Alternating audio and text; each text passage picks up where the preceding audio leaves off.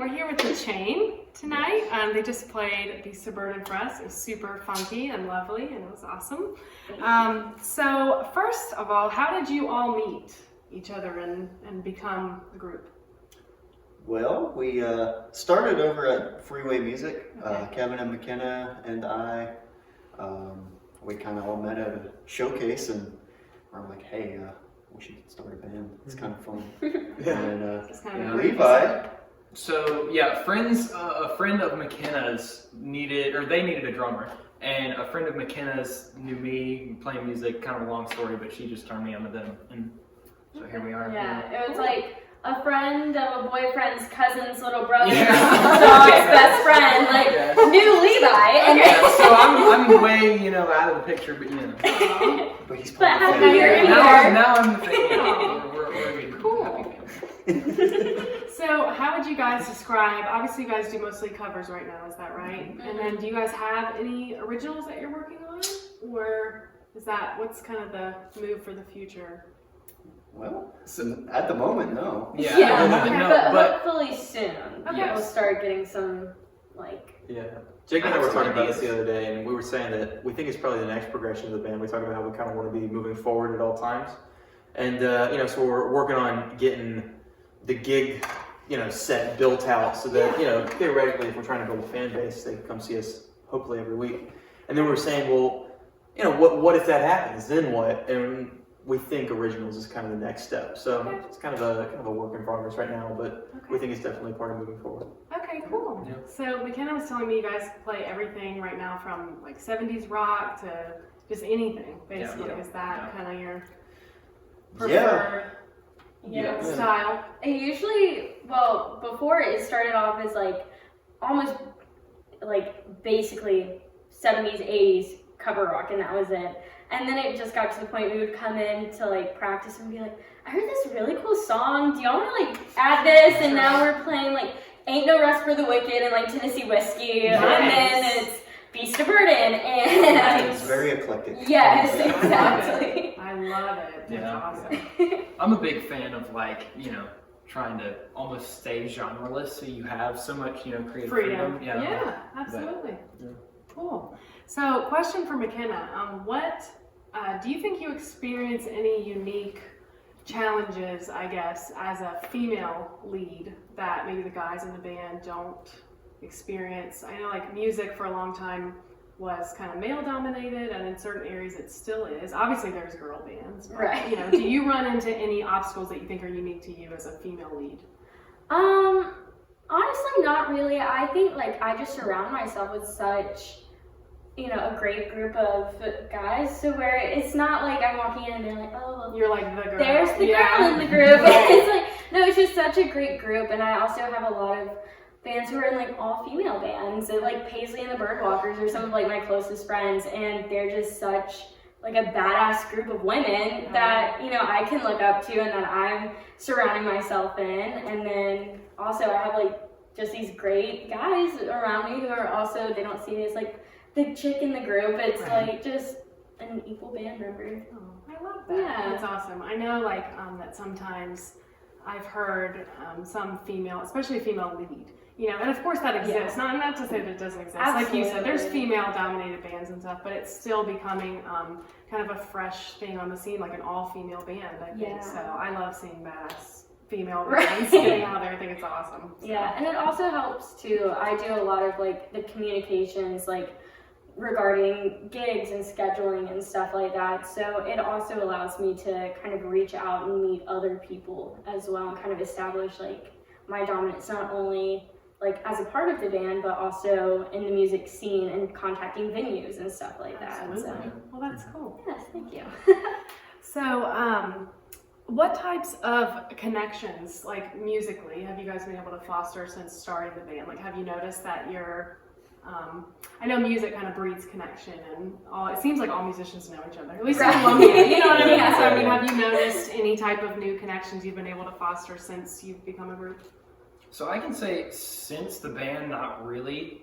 I mean, we are kind of fresh, or at least I'm fresh to the band. But I know through music, like you said, I've got a lot of random connections, like of people I would never ever talk to, you know. But like because of music, I've met, you know, a lot of random people. My dad was really into the bluegrass scene, and I met so many like crazy bluegrass musicians, you know, that do all kinds of different genres that aren't bluegrass, and like, I don't know, weird, crazy music stuff that you know, opened my mind to a lot of really cool things. But yeah, that's not really since the band. That's just music in general. Yeah. Yeah. Well, yeah. So our band kind of started like right before COVID, and then COVID happened, and it was like they kind of like halted everything, and it was like, well, how do you meet people now? It's like you can't go to anything. Yeah. But yeah, we're definitely looking forward to, as things are starting to get back to normal and we can actually get back out there and start meeting people and building connections. Really looking forward to it. It has opened at least me up to new experiences that I typically wouldn't have done. So like because COVID had, you know, caused so many different bars to not allow bands our size playing our kind of music, because we usually play the bigger, later gigs, and that's not happening anymore. We would go to places like New Brooklyn Tavern, and they do like open mic nights. And so I typically wouldn't have done that before. I got to meet like so many new people and new artists that are, you know, exploring their sound and that I'm learning and being influenced by. And it's really cool to kind of find like something new out of a situation that you typically wouldn't have expected. Absolutely. Well, cool. So sorry, I have my questions here. I can't see them. Okay, so we used to ask people what their favorite album was, but that's kind of too broad of a question because generally speaking, nobody can pick like one favorite. Yeah, so your favorite kid. Yeah, right, right? So my new question is, when it's like rainy and cold outside and it's like a dreary day in the house, what is your either go-to record, go-to artist, or go-to type of music? Billy Joel, The Stranger. Okay. Yeah, that's I don't know, that album, the art is in black and white, and I feel like that's kind of a perfect tone for the album, you know what I mean? Yeah. It's just, it's perfectly simple. There's not a whole lot of synthesizers, not a whole lot of production stuff going on, but I don't know, I kind of gravitate towards that piano music a lot. Even as a guitar player, I think I kind of prefer piano music, and Do you play piano? No, I don't. Okay. No. I was just curious. No, it's just something like, for me, I feel like, you know, like, I love playing guitar, and I love listening to guitar-driven music, but a little bit, and I think a lot of guitar players will probably relate to this, it kind of, like once you know how the magic happens, it's a little less special, so I purposely don't play piano. You know what I'm saying? I enjoy it, and I can kind of enjoy it, and it's a little bit still mystical. You know what I'm saying? Like, obviously if you're playing guitar, you learn about music theory and stuff, but, so no, I definitely, I don't play piano, but I enjoy it, yeah. Okay, cool. What about you?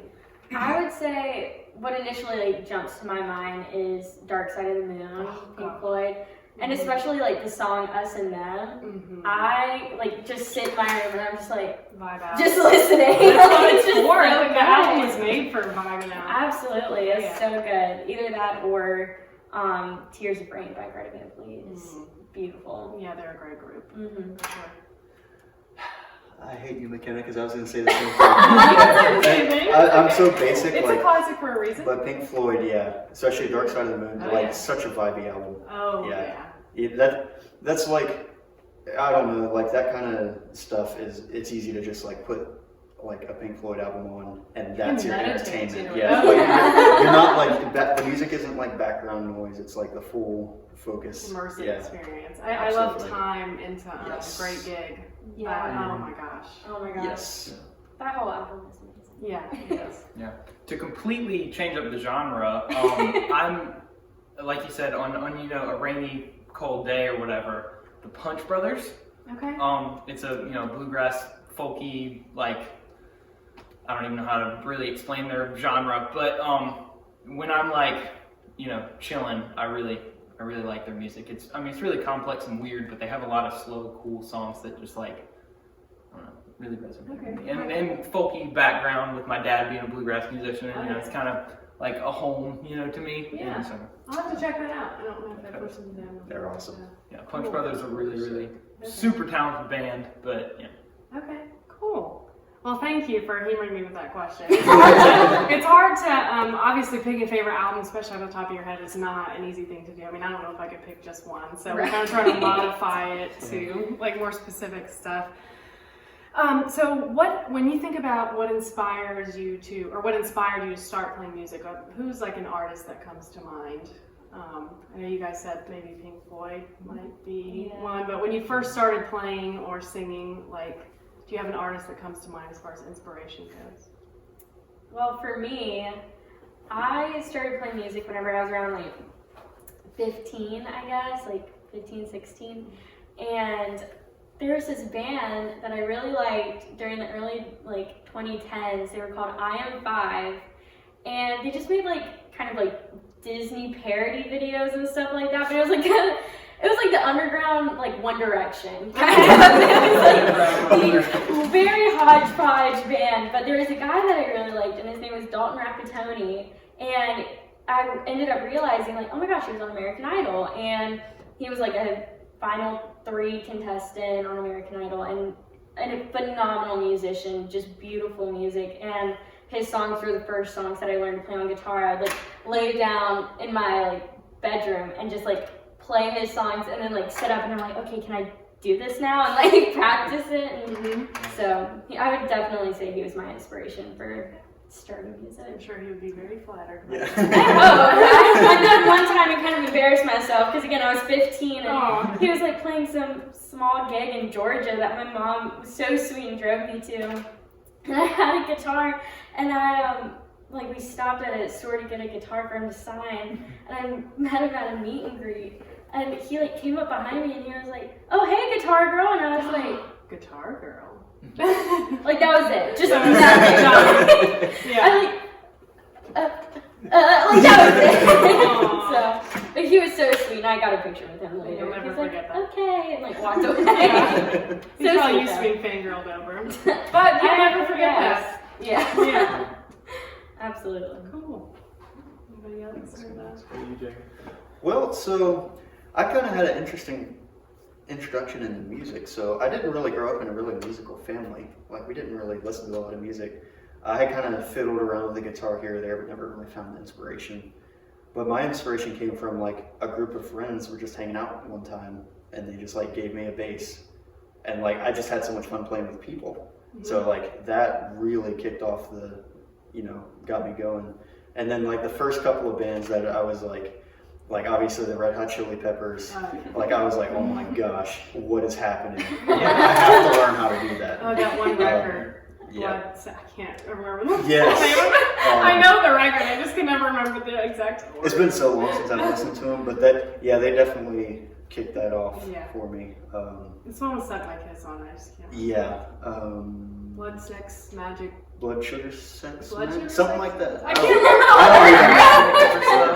I don't even know. But Yeah, they're great. that was pretty pivotal. But yeah, what about you, Levi? Yeah, for me, my family was just always really, really musical. I mean, there's instruments all throughout my house, everywhere. I was kind of just bound to pick one up eventually, you know.